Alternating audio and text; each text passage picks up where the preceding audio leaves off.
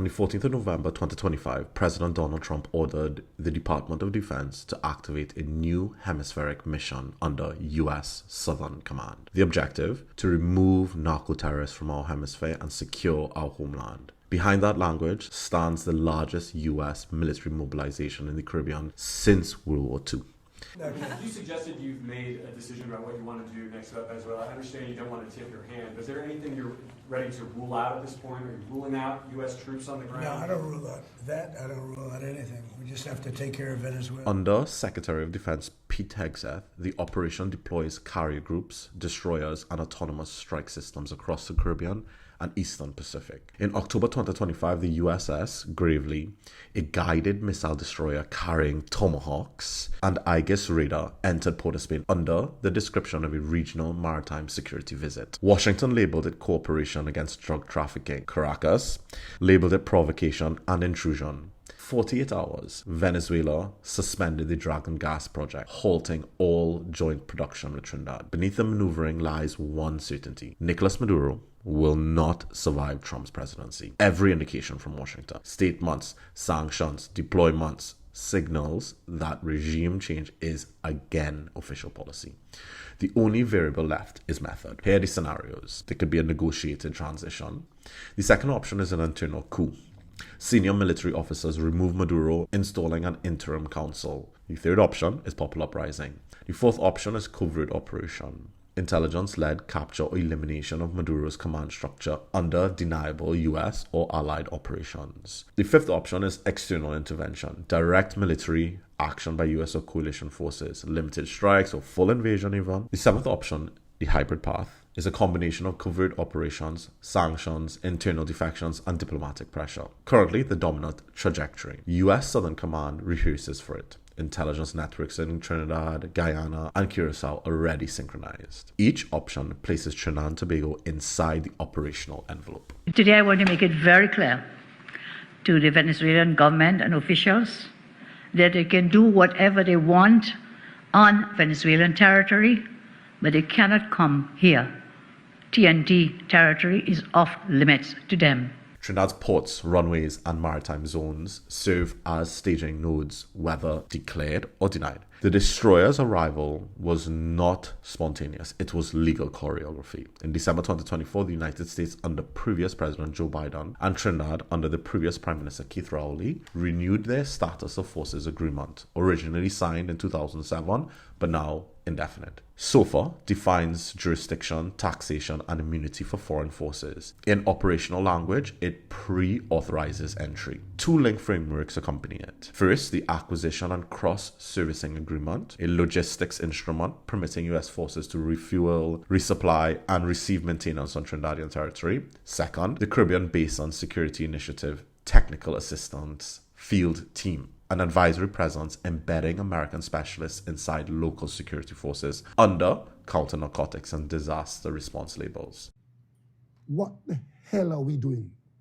Engaging ourselves and encouraging military action against our friendly neighbors, nearest friendly neighbor, even if we happen to agree with what America is doing and so on. Together, the three create a continuous corridor: legal immunity, logistical reach, and narrative justification. Former Prime Minister Keith Rowley asserted that these instruments do not authorize permanent bases. Formally correct, practically incomplete. Once both executives consent, U.S. forces can enter, operate, and withdraw without new legislation or parliamentary disclosure. This is the substance of interoperability. The pattern is old. During World War II, the United States occupied Trinidad through the 1941 Lend-Lease agreement with Britain. It built the Chaguaramas naval base on the Northwest Peninsula, then the largest U.S. base in the Caribbean, Waller Field for anti-submarine operations, and Carlson Field for bomber training. The installations were described as temporary. They lasted 22 years. Chaguaramas was returned only in 1963 after independence agitation and negotiations led by Dr. Eric Williams. The current strategic impulse traces to Senator Marco Rubio. To Venezuela's government saying that it's doing a massive military mobilization in response to what they call a threat from the United States? Yeah, they don't have a government. There's an illegitimate regime that's basically a narco-trafficking organization that's empowered itself. His premise: the Western Hemisphere must remain under U.S. strategic control. Rubio's rhetoric defines Cuba, Venezuela, and Nicaragua as narco-dictatorships. He calls Venezuela a narco-trafficking organization disguised as a government. He presents hemispheric dominance as defense against China, Iran, and Russia. Committee history reinforces that focus. He has served on the Senate Foreign Relations Committee and chaired the Subcommittee on Western Hemisphere and Global Narcotics Affairs. Through these roles, he shaped sanctions legislation, financing for opposition movements, and military assistance packages. He co-authored the 2017 NICA Act, sanctioning Nicaragua, the 2019 Verdad Act, codifying Venezuelan sanctions, and successive extensions of the Caribbean Basin Security Initiative. Each measure built institutional muscle for what could later become direct military presence, what we're seeing right now.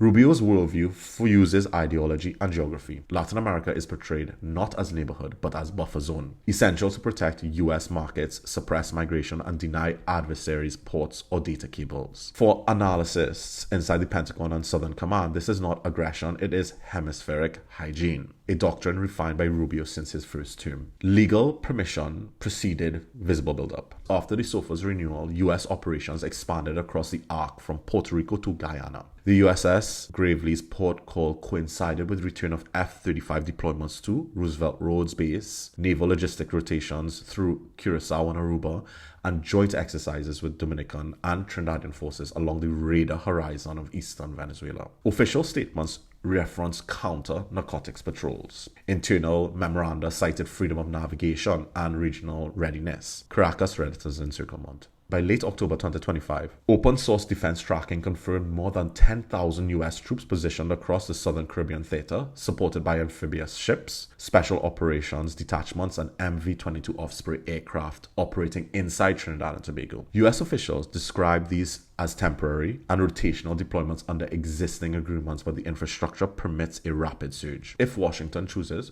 troop strength can multiply within days. Airlift from Puerto Rico, sea lift through Curacao, and logistic refueling in Port of Spain are already rehearsed under the 2024 ACSA. In practical terms, the region sits inside a pre-assembled staging network. Venezuela's countermove was immediate. Troop concentrations in Guiara and Sucre, coastal missile transfers, and televised defensive drills. Maduro's narrative shifted from economic survival to territorial defense. For the first time since 2019, Venezuelan state media displayed joint patrols with Russian advisors in the Gulf of Paria. Symbolism outweighed capability. The objective: demonstrate that foreign pressure produces resistance, not collapse. Trinidad and Tobago entered the decade as an energy broker and emerged as a frontline state.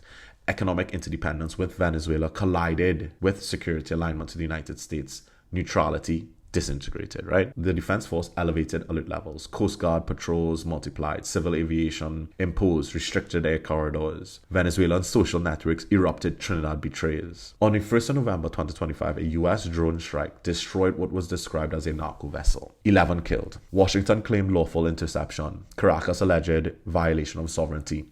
The incident occurred less than 100 nautical miles from Trinidad's coast. The island found itself geographically neutral, yet operationally exposed. Port of Spain possesses little real agency. Treaty frameworks, trade dependency, and security cooperation leave the government without leverage over events unfolding at its own parameter. The current Prime Minister's only instrument is discourse, calibrating language to preserve the image of sovereignty while accommodating inevitable U.S. pressure. Her administration speaks of mutual security and shared regional stability because denial of cooperation would be economic suicide. The previous Prime Minister is the same structural constraint, but chose a different rhetorical defense, invoking strategic autonomy and non-alignment. Different words, identical impotence. Both leaders managed narrative, not policy. The domestic reaction in Trinidad is divided. Some citizens interpret cooperation as deterrence, others perceive occupation in all but name. Editorial boards debate whether Trinidad has become a logistical annex of U.S. Southern Command. Official statements continue to deny basing, while operational reality confirms dependence. Shockwaves extend beyond Trinidad. Guyana reinforced this border and accelerated cooperation with U.S. engineers constructing surveillance outposts near the disputed Essequibo region. Barbados authorized periodic U.S. reconnaissance flights under the pretext of hurricane monitoring. Grenada and St. Lucia declared neutrality that satisfied neither Washington nor Caracas. The Caribbean has not seen comparable mobilization since the 1983 U.S. invasion of Grenada. CARICOM's reaction revealed fractures. On the 18th of October 2025, the bloc issued a communique reaffirming the Caribbean as a zone of peace and warning that military buildup must respect sovereignty and international law. Most member states enforced the statement. Trinidad and Tobago did not. Port of Spain formally reserved its position, breaking the regional consensus and signaling quiet alignment with Washington's interpretation of collective security. 1 week later, the Minister of Foreign and CARICOM Affairs released its own statement, acknowledging the visit of the USS Gravely and framing it as cooperation against transnational crime, not an operation aimed at Venezuela. By 19th of October, the government went further, publicly supporting U.S. intervention against transnational crime in the region. The message was clear. While CARICOM preached non-alignment, Trinidad chose partnership. Beneath the diplomatic theater lies continuous migration. For centuries, the channel between Trinidad and Venezuela has functioned as bridge, not barrier. Indigenous traders used it for barter, 19th century refugees for escape, wartime laborers for plantation work. Now, since 2015, an estimated 40,000 Venezuelans, and in reality a whole lot more, have crossed seeking survival. Each Venezuelan collapse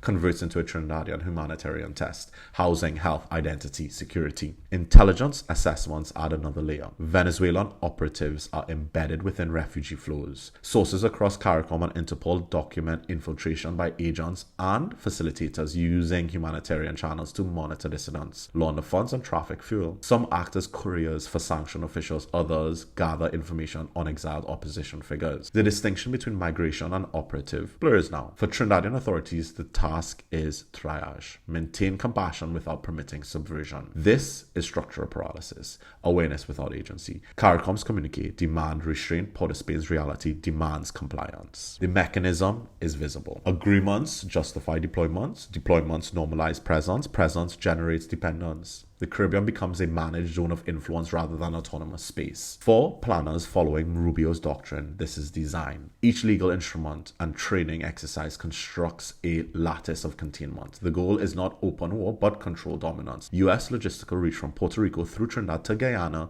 denying adversaries unmonitored entry points. Venezuela interprets containment as siege. The United States interprets it as stability. In Trinidad, the argument splits. One faction welcomes U.S. presence as deterrence. Another denounces it as recolonization. At the University of the West Indies, banners read "Trinidad is not a base." Talk radio hosts debate sovereignty versus survival. Within migrant communities, fear replaces hope as surveillance and deportations rise.